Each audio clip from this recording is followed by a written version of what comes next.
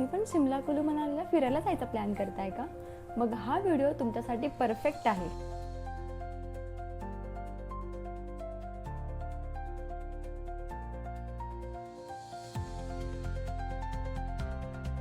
So hi everyone, welcome and welcome back to my channel.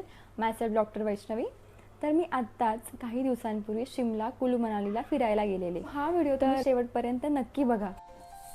तर माझा प्रवास सुरू झाला नाशिकपासून अंबालापर्यंत ट्रेनने आणि तिथून मग आम्ही कॅबने शिमलाला पोहोचलो आणि ही माझी रूम आहे शिमलामधली.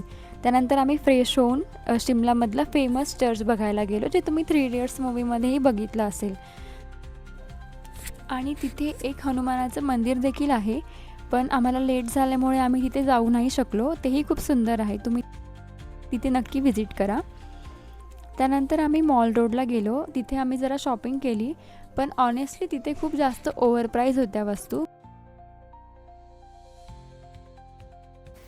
Hello, good morning. So it's day 2 in Shimla नाव. आज आता आम्ही लवकर उठलो आहे आणि आज आम्ही खूप साऱ्या ॲक्टिव्हिटीज वगैरे करणार आहोत.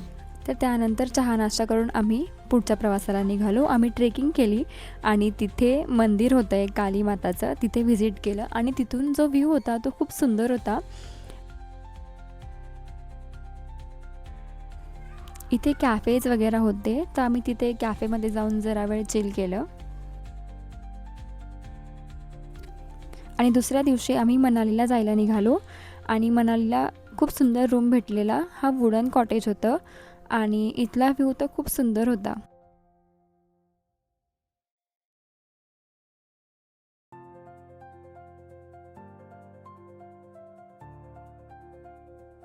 आणि ह्या रूममधून इतका सुंदर व्ह्यू दिसत होता माउंटन्सचा.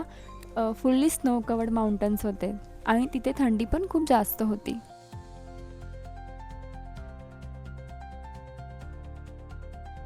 इथे स्नोफॉल तर नाही होते अजून, जर झाला तर एकदम बेस्ट आहे. स्नोफॉल थोडं हायर साईडला होतो, म्हणजे रोहतांग पास, अटल टनल तिकडे. Stay tune for more updates. So नंतर नाश्ता वगैरे करून आम्ही पुढील प्रवासाला निघालो. आज आम्ही रिव्हर राफ्टिंग करणार होतो आणि थोडा पाऊस पण चालू झालेला आणि रिव्हर राफ्टिंग ही व्यास रिव्हरमध्ये केलेली आम्ही. इथे आम्हाला प्रत्येकी 500 रुपीज आले आणि ड्रेसची कॉस्ट वेगळी होती, त्याचे 100 रुपीज पर हेड होते. आणि जर तुम्हाला व्हिडिओ आणि फोटोज पण हवे असतील रिव्हर राफ्टिंगचे तर त्याचा वेगळा खर्च आहे, तो आम्हाला 2700 रुपये पर हेड आला. त्यानंतर आम्ही हिडिंबा देवी टेम्पल बघायला गेलो. तिथे खूप गर्दी होती कारण संडे होता त्या दिवशी.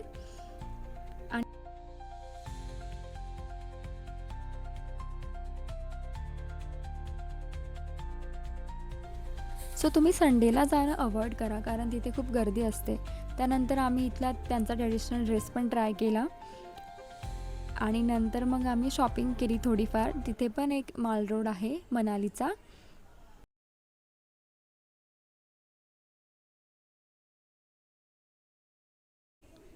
आणि त्यानंतर आम्ही बुद्ध मॉनेस्ट्री बघायला गेलो, जी खूप जवळ होती तिथून. आणि व्ह्यू पण खूप सुंदर होता तिथला आणि खूप पीसफुल वाटलं तिथे जाऊन.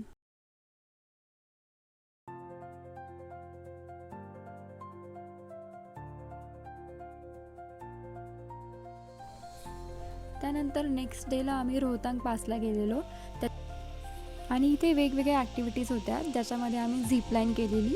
तिथे खूप मज्जा आलेली. त्यानंतर आम्ही अटल टनलला जायला निघालो आणि नुकताच स्नोफॉल होऊन गेला असल्यामुळे खूप सुंदर वाटत होतं जाण्यासाठी पण.